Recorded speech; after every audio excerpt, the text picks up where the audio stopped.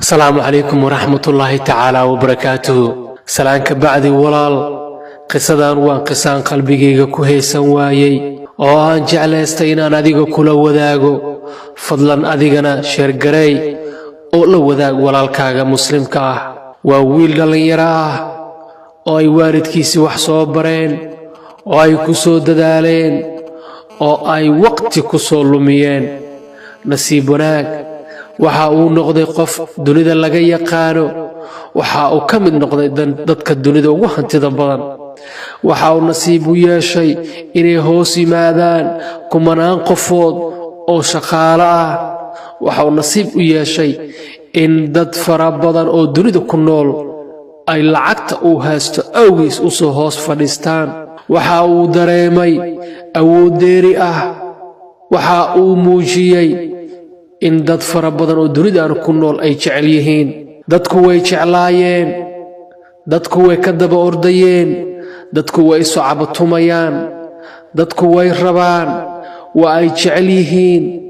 waxaana ay gebi ahaantiisba noloshiisi noqotay mid uu iska hilmaamo wax kasta oo dunidan yaallay.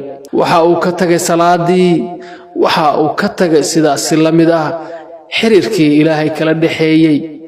waxa uu gooyay waalidkiisii, waxa uu ka fogaaday wax kasta oo xiriira oo ka dhaxeeyay ama xiriir ka dhex samay jiray asaga iyo Allah subhanahu wa ta'ala.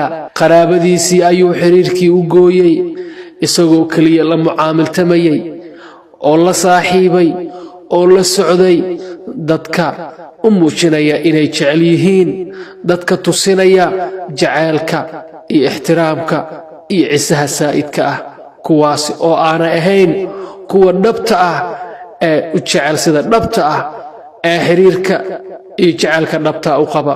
noloshiisi waxay sidaa ahayd. nin caqli badan oo imaam ah ayaa arkay maalintii dambe wiilkaasi dhalinyarada ah, wuxuuna ku yiri, warniyahow, ilaahay hadduu hanti ku siiyey ma diinta ilaahay ugu gargaartid oo aad dadka masaakiinta wax ugu qabatid? balse ninkii dhalinyarada ahaa waxba dheg jalaq umuusan siin, waxbana hadalkiisii kamuusan soo qaadin. inta fiiriyey ayuu ka tagay. waxa uu ogaaday ninkii caalimka ahaa in wiilkaani hooyadiis ay ku nooshahay nolol aad u liidata, in hooyadiis ay ku nooshahay guri aad u jajaban oo cariish ah, in hooyadiis ay dhibaato ku jirto. balse maalin maalmaha ka mid ah ayuu mar kale la kulmo oo ka codsaday inuu la kulmo. dadkan miyay ku jecel yihiin? markaasuu wuxuu ku yidhi, haa, kii fadhiya ayaa ii istaaga, kii socda ayaa istaaga, kii jiifana hurdada ayuu iga soo kacaa, iyagoo mar kasta hoosteeda jooga lugahaygana qabsanaya. ninkii ayaa ku yidhi, dadkaani kuma jecla. hadday dadkaani ku jecel yihiin, aniga ayaa ku tusinaya dadkaan inay ku jeclaan oo keliya hantidaada ay jecel yihiin. ee qofka sida dhabtaa kuu jecel waa hal qof oo keliya, qofkaasi aniga ayaa kuu geenaya.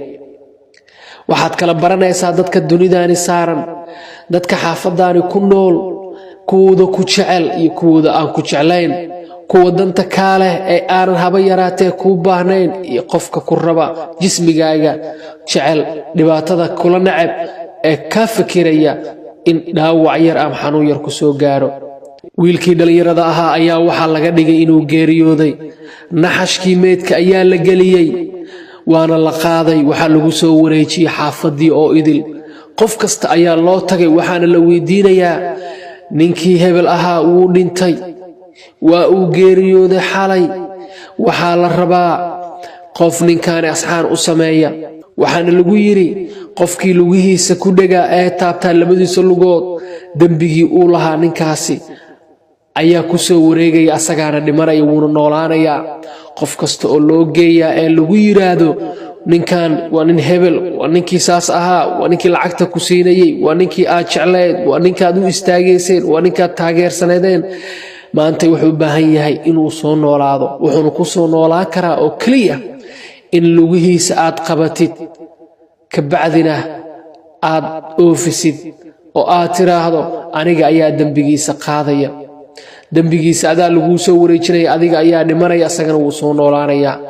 magaalada ayaa gees laga soo bilaabay, waana la soo waayey. qof kastana wuxuu yidhi, soo kii caasi waalidiinka ahaa ma aha, soo kii lacagta ku ciyaaraya ma aha soo kii isla weynaa ma aha soo kaas oo kidaa fula ma aha waxaa laga waayay xaafadii intaasoo kunoo qof ay ku nooleen hal qof oo naftiisa u hura oo yiraahdo aniga ayaa dhimanaya dambigiisana dhabarka saaranaya asagana ha soo noolaado balse waa la soo waday waxaa loo keenay hooyadiis oo ku jirta guri jajaban oo cariish ah waliba waa indhoole oo wax ma arki karto ninkii ayaa ku yiri wiilkaagii oo meed ah ayaan ku wadaa haddaad lugihiisa qabato dambigiisii dhan adigu kugu soo wareegayaa adiga ayaana dhimanaya asaga wuu noolaanaya balse hooyadiis oo aad u ilmeynaysa ayaa waxay ku jawaabtay maandhow gacanteeda hoo lugihiisa ii saar aniga uma jeedi dambigiisa aniga ha isoo fuulo anigana aan dhinto asaga ha noolaadee aniga og dhibkan ka soo maray intaa markay sheekadii ay maraysay wiilkii ayaa isheen waayey wiilkii ayaa ku jiri waayay naxashkii lugtii ayaa gacanta loo saaray maamadii hooyo lugtii ayaa gacmaha loo saaray ninkii dhalinyarada ahaa waa uu soo kacay hooyadiis ayuu ku dhegay maalintaasi ayuu wuxuu ogaaday qofka sida dhabta ah dunidan u jecel ee naftiisa u huri karta